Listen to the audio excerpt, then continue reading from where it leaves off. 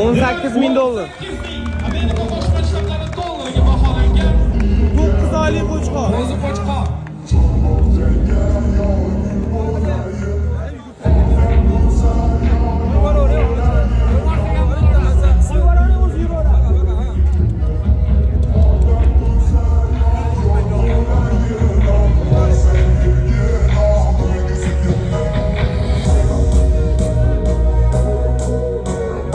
Yo, u qo'chqor u.